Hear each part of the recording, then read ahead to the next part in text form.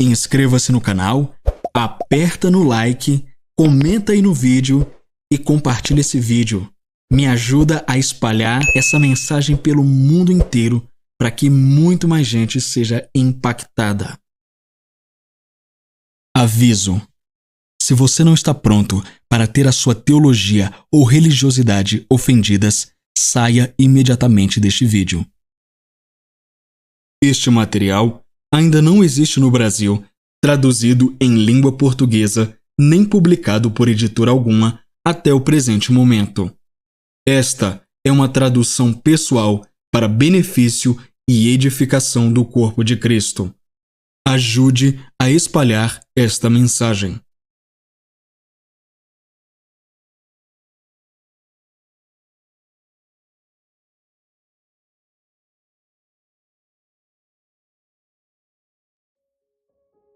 Parte 5. Poder de avivamento e ressurreição. Somos mais do que vencedores por meio daquele que nos amou. Romanos capítulo 8, versículo 37. Curai os enfermos, limpai os leprosos, ressuscitai os mortos, expulsai os demônios, de graça recebeste, de graça dai. Mateus capítulo 10, versículo 8. Portanto, ide e fazei discípulos de todas as nações, ensinando-os a guardar todas as coisas que eu vos tenho mandado. Mateus capítulo 28, versículos 19 e 20. Ora, se prega que Cristo ressuscitou dentre os mortos, como dizem alguns dentre vós que não há ressurreição de mortos? Ora, se não há ressurreição dos mortos, nem mesmo Cristo ressuscitou. E, se Cristo não ressuscitou, é vã a nossa pregação, e também é vã a vossa fé. Além disso, somos também considerados falsas testemunhas de Deus, porque testificamos contra Deus que ele ressuscitou Cristo, o qual não ressuscitou, se de fato os mortos não ressuscitam. Porque se os mortos não ressuscitam, nem mesmo Cristo ressuscitou. E, se Cristo não ressuscitou, a vossa fé é vã, e ainda estáis nos vossos pecados. 1 Coríntios capítulo 15, versículos de 12 a 17. Pois que, julga-se coisa incrível entre vós que Deus ressuscite os mortos? Atos capítulo 26, versículo 8. O avivamento do estacionamento. Meu amigo Adam e eu fomos de carro a uma conferência em Redding, na Califórnia. Na noite de encerramento, nós dois fomos tocados por Deus de maneira significativa. Quando o pregador impôs as mãos em mim para me transmitir algo, fiquei cheio de poder. Fui literalmente arremessado através de uma parede divisória pela força do que ele transmitiu. Quando me levantei do chão, meu corpo tremia involuntariamente. Senti como se alguém me tivesse sentado em um bar e derramado um barril inteiro em minha boca em questão de 30 segundos. A sala estava girando, mas eu não me sentia fora de controle. Sentia-me muito bem. Tropecei no caminho de volta para o meu lugar, desfrutando da bem-aventurança que estava experimentando. Eu desejava compartilhá-la com Adam da mesma forma que o ministro havia feito comigo. De graça eu recebi, e de graça eu queria repassar. Orei por Adam e nada aconteceu. Eu não conseguia entender por que nada aconteceu quando eu podia sentir o poder percorrendo meu corpo. Saímos para o estacionamento e decidi que daria a Adam o que tinha acabado de receber, não importa o que eu tivesse que fazer para liberar aquilo. Ele é meu melhor amigo e o incrível ministro do Evangelho. Ele precisava dessa transmissão para fazer o que Deus o havia chamado para fazer com os perdidos. Não era certo que ainda não tivesse caído sobre ele, como aconteceu comigo. Eu disse a ele para se preparar, porque eu daria essa transmissão a ele, não importa o que custasse. Ele concordou, então eu fui para cima dele e o agarrei em oração. Acho que funcionou, porque Adam começou a agir de forma muito estranha. Ele começou a rir, curvou-se e acabou indo em direção a algumas árvores e placas de rua. Alguém no estacionamento viu isso e veio ver o que estávamos fazendo. Esse homem percebeu que Adam e eu tínhamos sido tocados pelo Senhor e trouxe um grupo de cerca de uma dúzia de pessoas para que orássemos, Adam e eu. Adam e eu começamos a impor as mãos sobre as pessoas do grupo e a mesma coisa que aconteceu com Adam e eu começou a acontecer com todas as pessoas do grupo em quem impusemos as mãos. Parecia diferente para cada pessoa. As pessoas estavam por todo o chão, algumas gritando, algumas adorando, algumas rindo, algumas tentando se levantar debaixo do peso da glória de Deus. Naquela época da minha vida, o que eu achava que parecia quando as pessoas experimentavam Deus era severamente limitado. Mas eu não podia negar o que estava testemunhando. Era óbvio que as pessoas estavam experimentando Deus. Não parecia com o que eu estava acostumado, mas as pessoas estavam claramente desfrutando do Espírito Santo e se conectando com o Senhor por meio dele. Quem era eu para tirar essa conexão delas, julgando o que estava acontecendo? Éramos uma cena curiosa e, como resultado, muitas pessoas começaram a se aproximar do nosso grupo, querendo saber o que estava acontecendo. Adam já não conseguia se levantar do chão para orar pelas pessoas. Então eu mesmo colocava as mãos sobre alguém ou pegava Adam como um saco de batatas e posicionava sua mão na cabeça da pessoa. Sempre que impunhamos as mãos nas pessoas, elas caíam no chão. Nós nunca dizíamos a elas que cair era a regra. E nunca as empurrávamos. Na verdade, mal tocávamos nelas. Era totalmente obra de Deus. Nesse momento, o grupo tinha aumentado para mais de 100 pessoas. As pessoas começaram a estacionar seus carros e ligar músicas de adoração para que todos pudessem ouvi-las. Adoradores dançavam com bandeiras por todo o estacionamento. Algumas pessoas pegaram seus violões e começaram a adorar em seus próprios grupos. Adam ainda estava no chão. Ele continuava repetindo: "Não consigo me levantar, cara." Entre acessos de riso, eu circulei o grupo procurando por pessoas que precisavam de uma dose do Espírito Santo. Tornou-se realmente divertido impor as mãos nas pessoas, orar sobre elas, "Fogo!" e observar o Espírito Santo derrubá-las da mesma forma que aconteceu com Adam. O que me surpreendeu foi que começaram a aparecer incrédulos que nunca haviam visto as manifestações do Espírito Santo. Eles se aproximaram de mim e disseram: "Eu quero o que eles têm." Eu apenas impus minha mão em suas cabeças e disse: "Receba, é de graça. Fogo!" Eles caíram e eu simplesmente os deixei lá no chão frio. Eles se levantaram alguns minutos depois como novas pessoas. As pessoas foram salvas dessa maneira irregular naquela noite. A presença de Deus é um grande caminho para o evangelismo. Com o tempo, esse pequeno avivamento cresceu para cerca de 200 pessoas. Algumas pessoas chegavam ao estacionamento enquanto outras que já haviam recebido partiam. Continuamos sem parar. Percebi que essa manifestação continuaria enquanto tivéssemos novas pessoas para repassá-la. Todos os derramamentos do Espírito funcionam com o mesmo princípio básico. Enquanto você continua repartindo, Deus continuará te dando.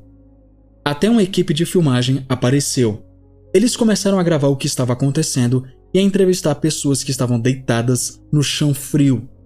Eu não ouvi uma pessoa reclamar que o chão estava frio. Pessoas também foram curadas.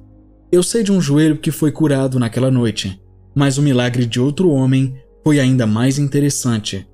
Um homem hispânico se aproximou de mim e disse: "Está faltando um testículo em mim e quero que ele volte." Para um pedido tão audacioso, eu simplesmente disse: "Está bem." Ele me disse que o testículo cresceu de volta enquanto eu estava orando. Eu aceitei a palavra dele sem necessidade de confirmação visual. Por favor, né? Depois de 3 horas de loucura divina, a glória se dissipou quando não havia mais pessoas novas para repassar. Então saímos. Pessoas experimentaram Deus, corpos foram curados e incrédulos tropeçaram na glória de Deus e foram salvos. Eu ouvi de alguns deles que eles simplesmente se sentiram atraídos para dirigir até o estacionamento onde estávamos. No dia seguinte, partimos para voltar para casa no noroeste. Enquanto estávamos partindo, Adam recebeu o número 154 e viu uma imagem estranha de um homem com tampões nos ouvidos.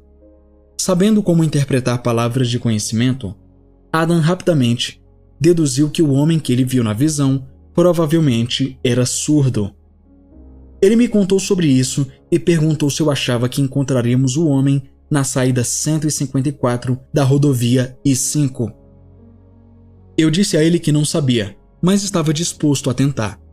Tínhamos cerca de 6 outras pessoas conosco no carro, e a saída estava a centenas de quilômetros de distância. A nossa casa ficava ainda mais longe ao longo da rodovia. Foi um grande risco para Adam pedir para todo o grupo de pessoas sair da rodovia depois de horas de viagem. Elas queriam chegar em casa e descansar, mas por pura compaixão decidiram sair da estrada na saída 154. A saída 154 era o lugar menos provável para um homem surdo estar, quanto mais outras pessoas. A saída nos levou a uma estrada rural sem muitos prédios. Não havia uma alma viva à vista. Neste ponto, algumas pessoas no carro começaram a ficar um pouco irritadas com Adam e perguntaram de forma agressiva: "E aí, para onde vamos agora?" Adam não sabia. Ele explicou claramente que Deus só lhe tinha dado a saída e a imagem do homem. Eu o admirei por não sentir que precisava ter a resposta. Isso não era obra dele para início de conversa, e ele só podia ser responsável pelo que lhe fora dado. Ao não dar uma resposta, Adam se tornou vulnerável às críticas de todos os outros. Mas ele se manteve firme e confiou silenciosamente no Senhor com uma fé inabalável. Dirigimos sem rumo por estradas rurais, virando aqui e ali. Não tínhamos ideia para onde ir. De repente, chegamos a uma casa, paramos brevemente para olhar a casa e Adam saltou do carro. Corajosamente, ele foi até a porta da frente e bateu nela. Uma mulher veio até a porta e Adam perguntou se por acaso havia um surdo morando ali. Ela disse que sim. Deus havia dito a Adam sobre uma pessoa em outro estado que precisava de oração para ser curada. Descobrimos mais tarde que esse homem era o único surdo em todo o condado. A mulher que atendeu a porta não ficou chocada quando Adam perguntou se um homem surdo morava ali, pois ela não sabia que não sabíamos nada sobre eles. Acabamos orando pela cura do homem. A família teve dificuldade em acreditar que Deus queria curá-lo. Eles não acreditavam que sabíamos sobre a surdez do homem só porque Deus tinha revelado a Adam. Sua incredulidade os levou a supor que tínhamos descoberto sobre a surdez do homem por meios naturais. Eles acharam que tínhamos parado em algum lugar próximo e ficado sabendo sobre o problema auditivo do homem através de alguém da região. Eles não confiavam em nós, embora não tivéssemos nenhuma intenção além de ver esse homem curado. Parecia que o medo assolava a casa deles. Então liberamos o amor de Deus da melhor maneira que sabíamos, oramos por ele e começamos a voltar para o carro para partir. Um dos meninos mais novos da família começou a conversar comigo enquanto nosso grupo entrava no carro. Descobri que ele já tinha um joelho ruim aos 12 anos de idade. Eu orei por ele e a dor desapareceu instantaneamente. Ele ficou impressionado com isso e, como resultado, entregou sua vida ao Senhor naquele momento. Eu gostaria que o restante da família tivesse tido o coração receptivo que o pequeno Danny teve. Deus estava pronto para mostrar seu poder se eles tivessem permitido. Alguns dias depois de voltarmos para casa, recebemos um áudio de uma das mulheres que estava conosco. Ela havia conectado um microfone ao seu MP3 player e o colocou no bolso, mas acidentalmente o ativou durante a manifestação no estacionamento. Acabou que ela gravou cerca de 10 minutos daquela confusão santa. Parecia caos total. Cantos aleatórios, sons estranhos, gritos e celebração alta. Os ruídos que vieram do áudio me deixaram tanto quanto desconfortável, mesmo que eu estivesse presente e testemunhasse que nada prejudicial ou não divino estava acontecendo. Embora minha mente natural tenha sido um pouco afetada pela gravação nas primeiras vezes que a ouvi, toda vez que reproduzia o áudio, a presença de Deus pairava sobre mim de maneira encantadora. Deus falará da maneira que achar conveniente. Adam teve a sabedoria de confiar que Deus estava falando com ele e obedientemente seguiu o Senhor à risca. Ao fazer isso, testemunhamos uma das palavras de conhecimento mais poderosas que já vi. Deus também virá de qualquer maneira que Ele escolher. Oramos por avivamento, mas quando Ele vem, muitas vezes o ignoramos, considerando-o apenas emocionalismo e fanatismo, ou pior, demoníaco. O avivamento provavelmente nunca virá como esperamos. Jesus personificou um espírito de avivamento. Os líderes espirituais de seu tempo perderam completamente a manifestação de Deus porque ele não veio da maneira que esperavam. Inerente a um espírito de avivamento está uma linha de demarcação. Um mover de Deus que não tem críticos não é um mover de Deus. Deus nunca enviará algo à terra que seja aceitável para todos os crentes. Ele faz isso para separar e dividir aqueles que estão famintos e puros de coração daqueles que são apenas religiosos e usam uma máscara de justiça. Deus aparecerá como quiser, mesmo em corpos deitados em um estacionamento frio, imagens estranhas e números de saída. Quando o cenáculo se esvaziou, as pessoas estavam tão desacostumadas com o povo de Deus, cheio de alegria e liberdade, que pensaram que estavam embriagadas de álcool. Deus aparecerá da maneira que Ele quiser, mas especialmente de uma maneira que esteja fora de nossa caixa. Abandone a sua caixa. A equipe de ressurreição de mortos. Após testemunhar pessoas sendo curadas e libertas, comecei a buscar oportunidades para obedecer completamente ao mandamento de Deus em Mateus capítulo 10, versículo 8. Curai os enfermos, purificai os leprosos, ressuscitai os mortos, expulsai demônios. Embora as pessoas tivessem sido curadas e libertas, ainda não havia colocado minhas mãos sobre um corpo morto e o visto ressuscitar. Do meu ponto de vista, não só estava perdendo a experiência de outro aspecto do poder e bondade de Deus, mas também não estava obedecendo totalmente a Deus. Uma paixão para ver a vontade de Deus manifesta em relação à ressurreição dos mortos começou a queimar em mim como uma fogueira. Esse fogo me levou a buscar fervorosamente a Deus em oração, pedindo-lhe para abrir uma oportunidade para eu orar pelos mortos. Percebi que, se quisesse ver os mortos ressuscitarem, precisava ir em busca de pessoas mortas. Os mortos não são como os enfermos. Eles não vão entrar tranquilamente em sua igreja ou ministério e pedir oração para serem curados. Se eu quisesse obedecer a Deus, isso significava que eu precisava me esforçar para encontrar pessoas que tivessem morrido. A ideia de tocar em um corpo morto me incomodava, mas eu queria fazer o que Jesus disse que poderíamos, deveríamos e faríamos. Consequentemente, escrevi uma carta ao proprietário da funerária local. Na carta, compartilhei meu desejo de que ninguém perdesse seus entes queridos para a morte prematura. Eu disse a ele que Deus ressuscita os mortos hoje em dia e, em seguida, pedi ao diretor que me permitisse orar pelos mortos, caso a família do falecido concordasse. Como era de se esperar, não recebi nenhuma resposta do diretor da funerária. Escrevi e enviei a carta, presumindo que ele pensaria que eu estava louco. Eu sabia que provavelmente enfrentaria alguma resistência por sair fora da caixa da maioria cristã, mas às vezes o desejo de ver Deus ser Deus nos impulsiona a nos lançarmos para o controverso, como uma pessoa caminhando contra o tráfego. Eu não me importava com a oposição que viesse em minha direção. Eu precisava ver os mortos ressuscitarem. A oposição veio, não de incrédulos, mas de cristãos religiosos. Nenhuma surpresa nisso. As pessoas que mais se opuseram a Jesus e Paulo foram os religiosos. Essas pessoas professavam seguir a Deus, mas não tinham problema em matar Deus na terra, no caso Jesus. As pessoas ficam um pouco confusas quando se opõem a Deus e, ao mesmo tempo, professam segui-lo. Ao fazer isso, revelam sua falta de conhecimento e reconhecimento dele. Naqueles dias, aprendi a continuar caminhando em direção ao prêmio, independentemente de quem estava tentando arruinar minha vida ou me desencorajar do que Deus estava me dizendo para fazer. Deus rapidamente me distanciou dessas pessoas para que Ele pudesse continuar fazendo através de mim o que Ele queria fazer.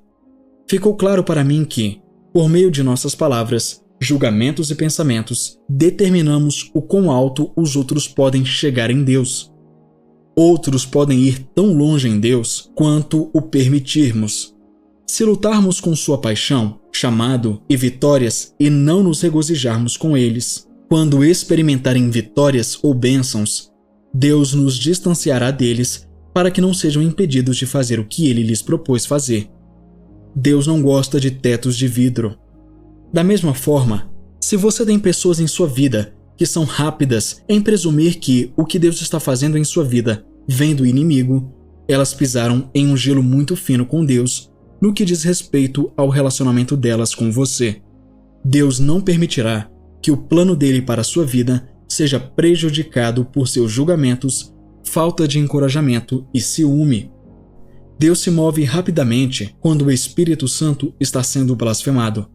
Veja Marcos capítulo 3, versículos de 22 a 29.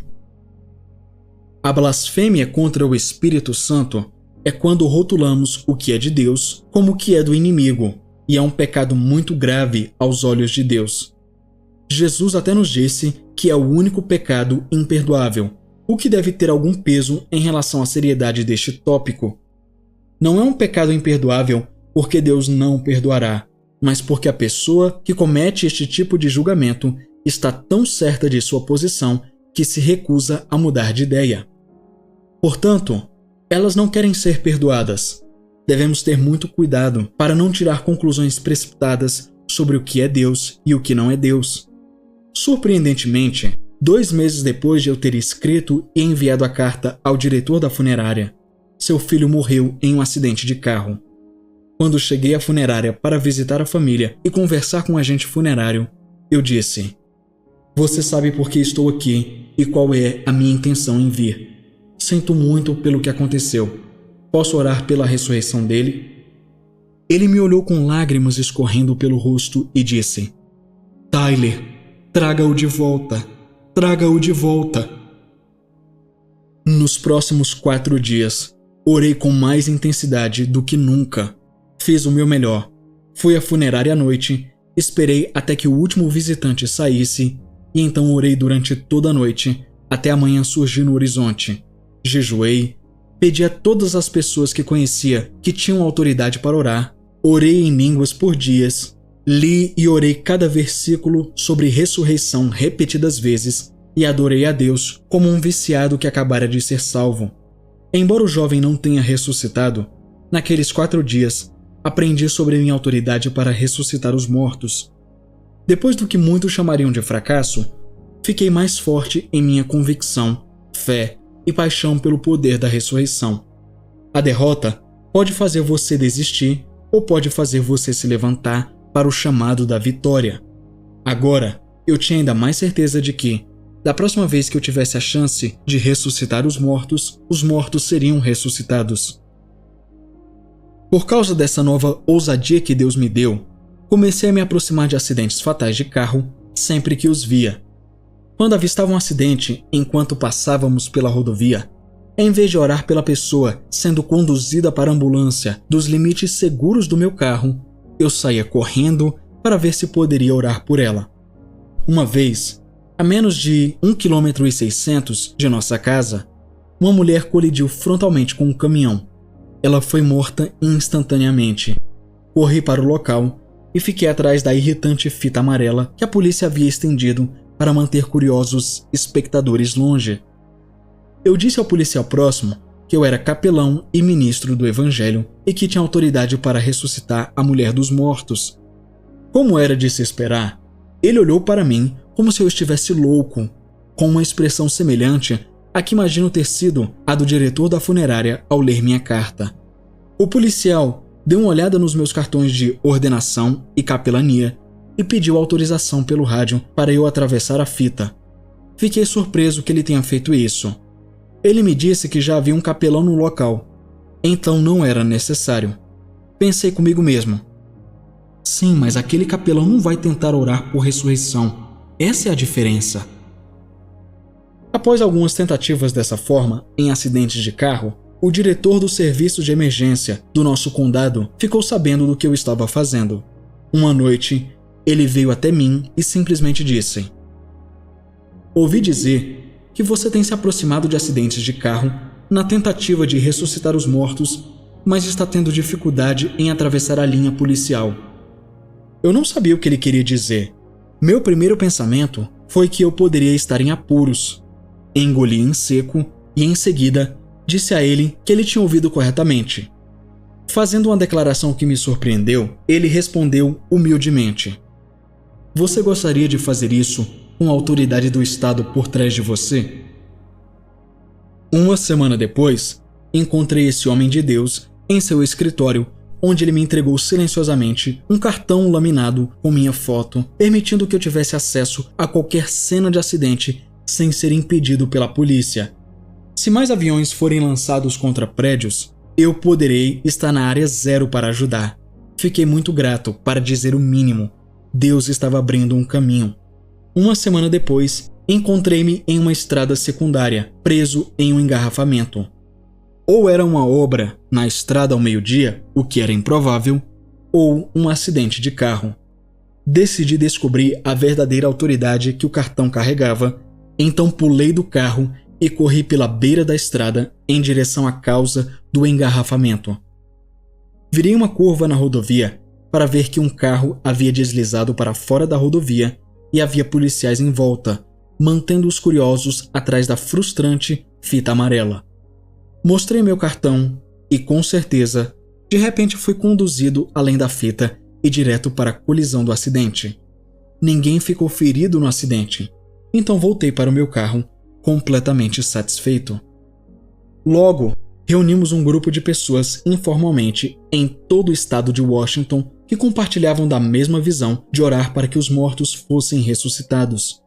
Um amigo meu chamado Mike até se encontrou com um médico legista-chefe de sua região e obteve seu apoio.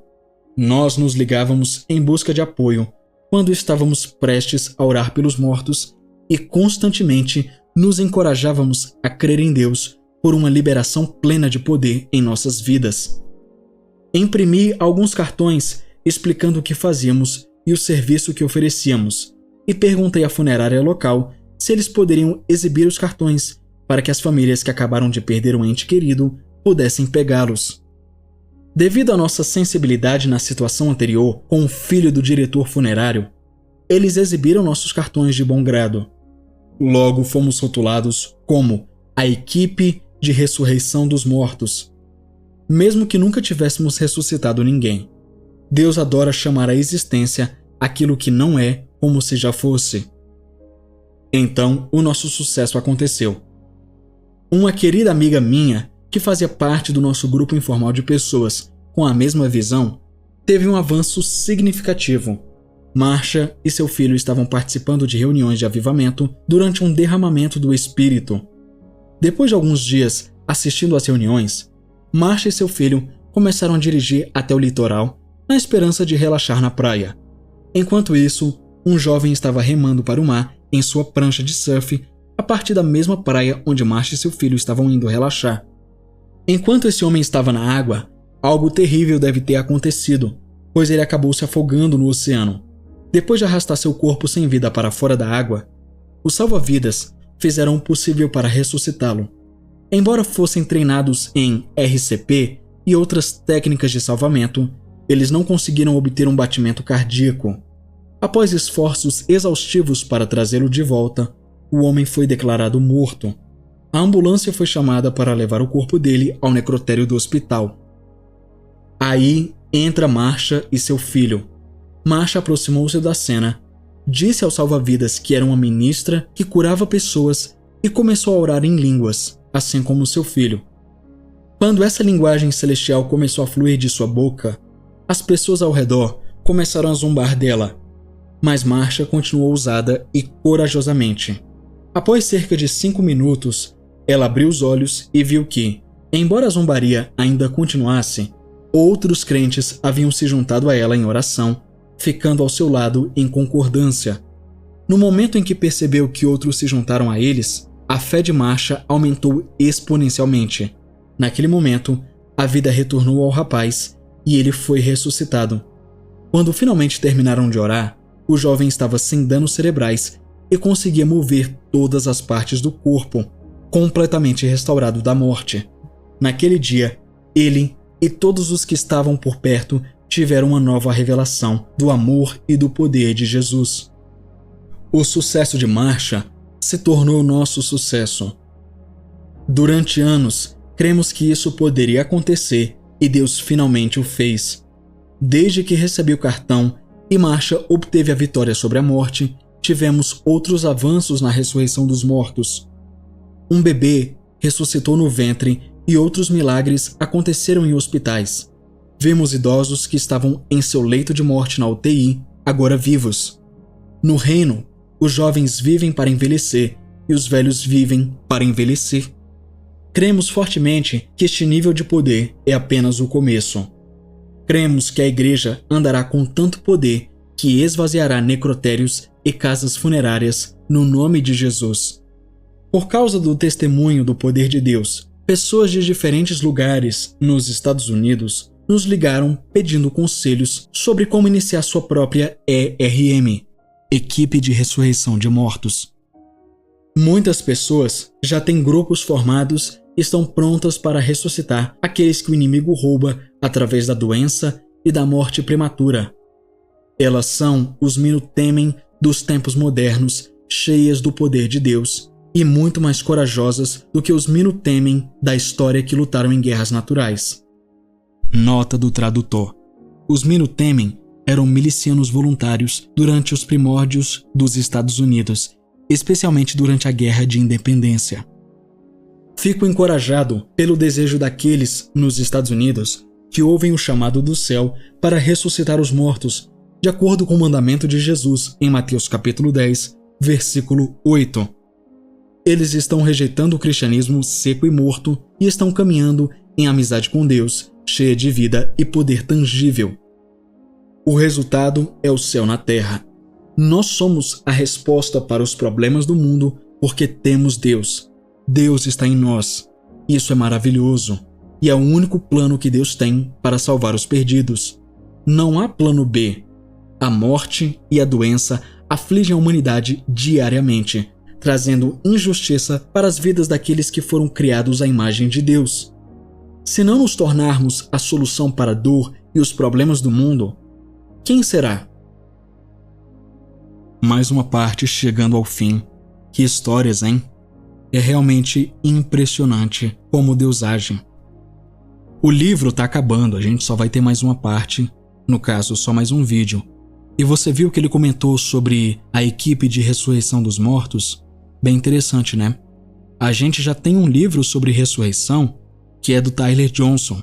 Inclusive, se você caiu de paraquedas aqui nesse canal, ou se conheceu através desse vídeo, eu vou deixar aqui no primeiro comentário a playlist para você ouvir o audiolivro completo, Como Ressuscitar os Mortos.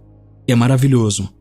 Inclusive, se você acredita que Deus permite a morte das pessoas, ou que se uma pessoa morre é porque já era a hora dela e a gente não pode fazer nada, no máximo que a gente pode fazer é orar para Deus confortar o coração da família, eu te aconselho a ouvir esse audiolivro com muita atenção, pois eu te garanto que é diferente de tudo que você já ouviu por aí, de um monte de pregações que você já ouviu. Você vai receber uma visão sobre a ressurreição dos mortos que você nunca teve antes. Então clica ali. E se você gosta do trabalho que eu faço aqui, por favor, eu te convido a contribuir com esse ministério. Eu oro por todo mundo. Qualquer pessoa que envie qualquer valor, eu sempre oro, porque geralmente o nome das pessoas aparece no Pix. Então, se você gosta desse trabalho, contribua para que ele cresça mais e mais.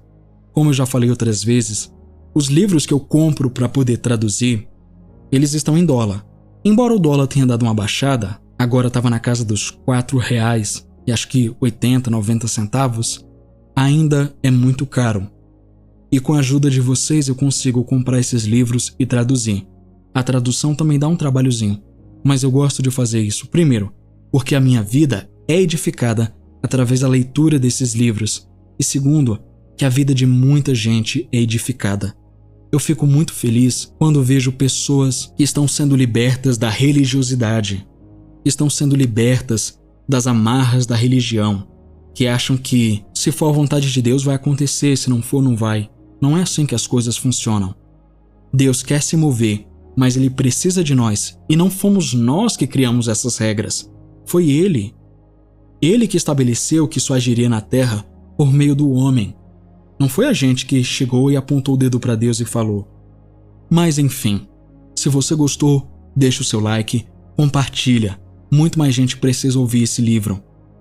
Elas precisam conhecer o sobrenatural. Deixa o seu comentário também, e eu vou ficando por aqui. Até a próxima.